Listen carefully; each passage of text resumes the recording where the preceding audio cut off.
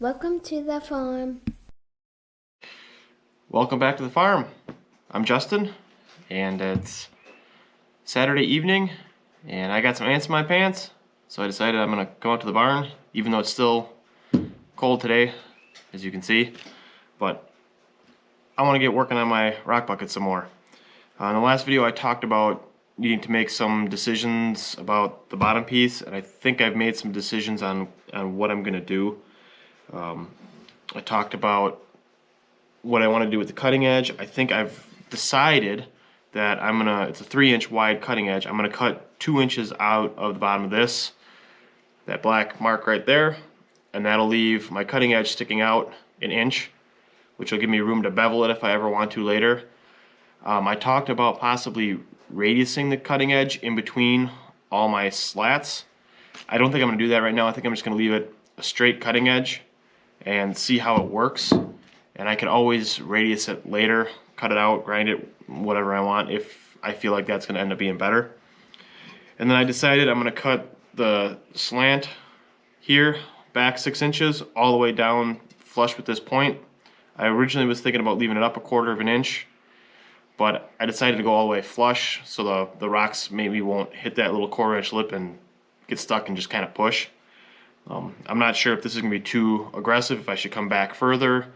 I just wanted to try to leave as much of the meat on this as I can to keep this strong, so as I'm prying it's not, you know, thin and weak and wanting to snap. So the goal for me today is I'm going to start cutting my bottom pieces out, getting them all laid out, start cutting them, and see how far I get on them today. Let's get to it. I got all 19 of my bottom pieces laid out, and I think it's time for me and my bandsaw to go spend some time together and get reacquainted. It's been a while since I've been able to cut anything. So I just want to say that I think I said this in other videos, I really never done anything like this before. Kind of have no clue what I'm doing. I'm just making it up as I go. So just decided one day I wanted a rock bucket, looked at prices and went, I'm gonna try to make one. Plus, you get to learn. Nothing wrong with learning a new skill.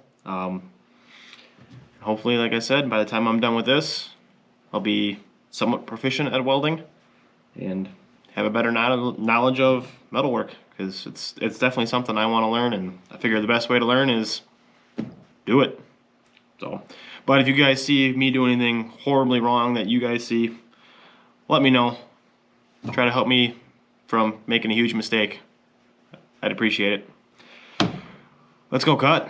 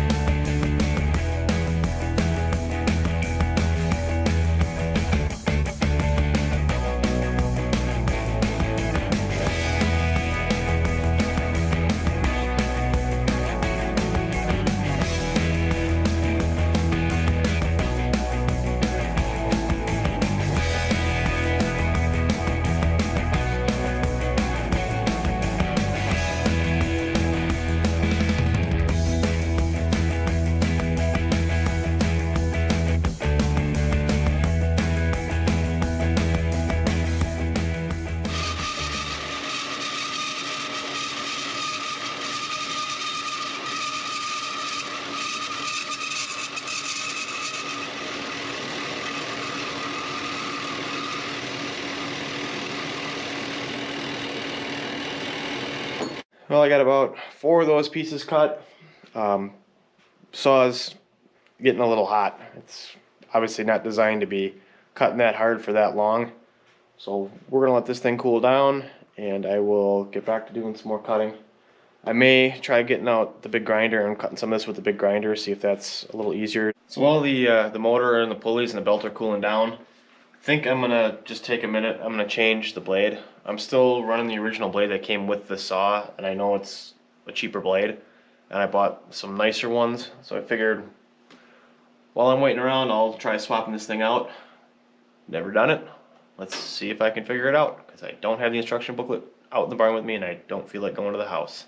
So I'm pretty sure to get this out, the first thing I need to do is remove this piece here and this piece here, just to get the blade out.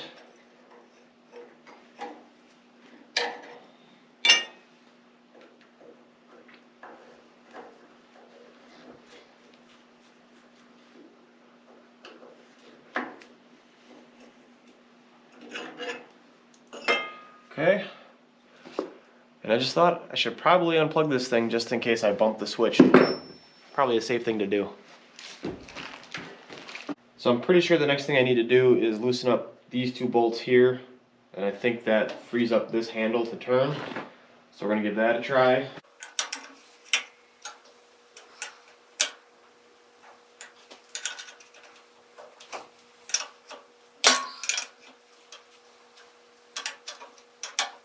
All right.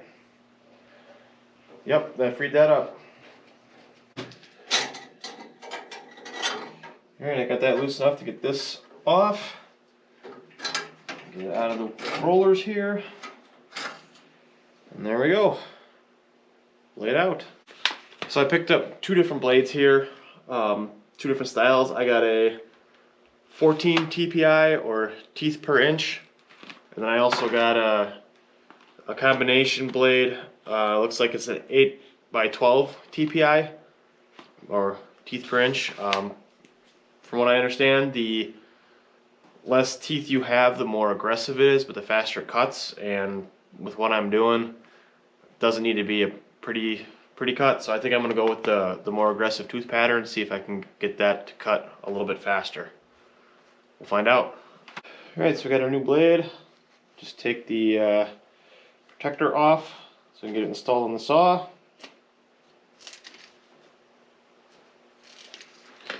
Here's the tooth pattern. I don't know if it focuses on it or not, but it's pretty aggressive. You can see you got a section of bigger teeth and a section of closer together teeth for the combination blade. Honestly, I didn't even know they made those until I started researching this. Alright. Go ahead, stick this through there, into my rollers.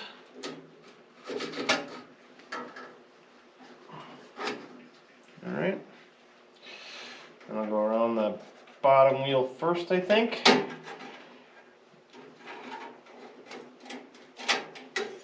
And around the top wheel.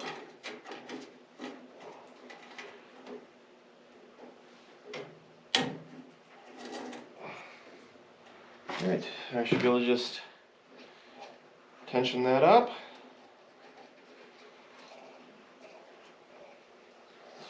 Yep. That's kind of coming off the bottom roller there, so let me see if I can't push that back on a little better. There we go.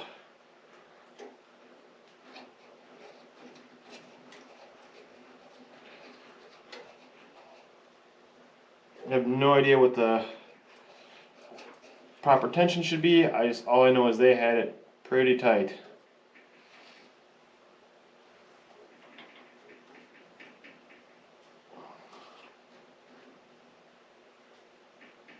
They had it so tight that you could hardly even wiggle it.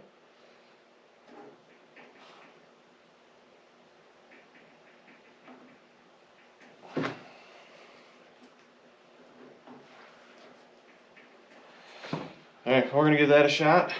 Tighten these bolts back down in the back. Okay, those are tight. I can put these guards back on. Making sure those don't interfere with the blade. That feels really tight. Hopefully not too tight.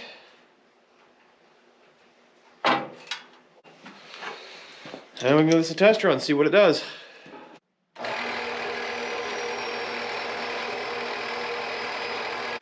seems to be working okay. So once the motor cools down, we'll do some more cutting and see how the new blade works. So I think the motor's cooled down enough. I can touch it now. So we're gonna give it a try. I also the belt tensioner came loose for the pulley system here, so I also tightened that up, and we'll test that out with the new blade and let's see how this does.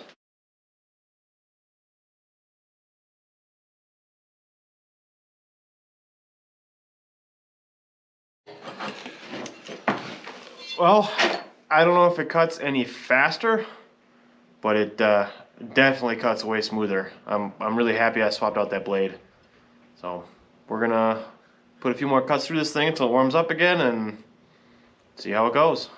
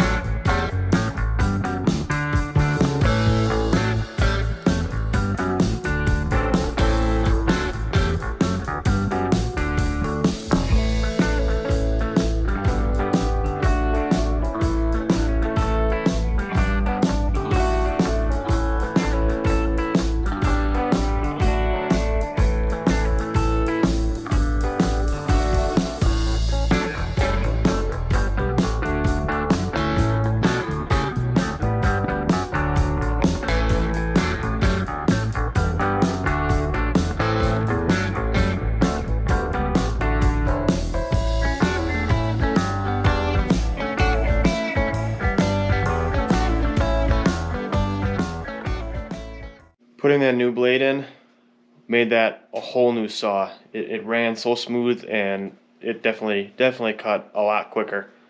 I didn't even want to try bringing out the grinder because this was just cutting so well and so quick. I'm very happy. I got all my bottom pieces cut out. Looking pretty good. I'm pretty happy with that.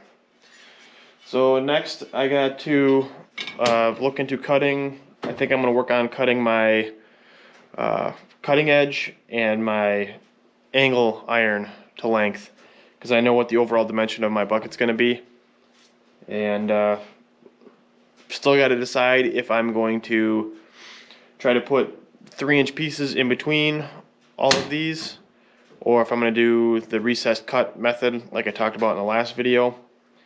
I'm not really sure. Part of me is thinking about just doing the 3-inch pieces just because I want to get onto welding and get moving, but I don't know. We'll see. So we're going to talk about the overall width of the rock bucket. I know I have 19 of my slats, and they're a 1/4 inch thick. So what I did is I took 19 times 0.25 or 1/4, and I get 4.75 inches. And I know I wanted my spacing in between to be 3 inches. I'm going to have 18 spaces in between 19 supports. So it's 3 times 18 equals 54, which will give me a total length of 58.75. So from outside edge of bucket to outside edge of bucket, I am at about 58 7/8. So that measurement is going to be pretty close to what the overall size of the current bucket I have is. So I'm happy with that. We're going to go with that.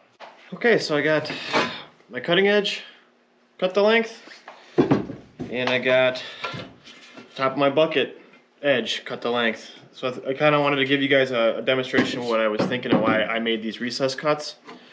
So this will be the back of my rock bucket, and that'll slip right in there. And I don't know how well you can see, but now that I recessed it, that's nice and flush there in the front. This is nice and flush in the back. So I think it's just going to give it a nicer, cleaner finish look and make it easier to do any kind of future modifications for that. And then for my cutting edge, I got the back recess cut so that these will slide right over and give me a nice slope. Got the cutting edge sticking out in front of the steel there. I think it's gonna work out okay. we'll find out once it's all built, and I try picking up some rocks. But made a lot of progress out here today for just coming out because I was antsy.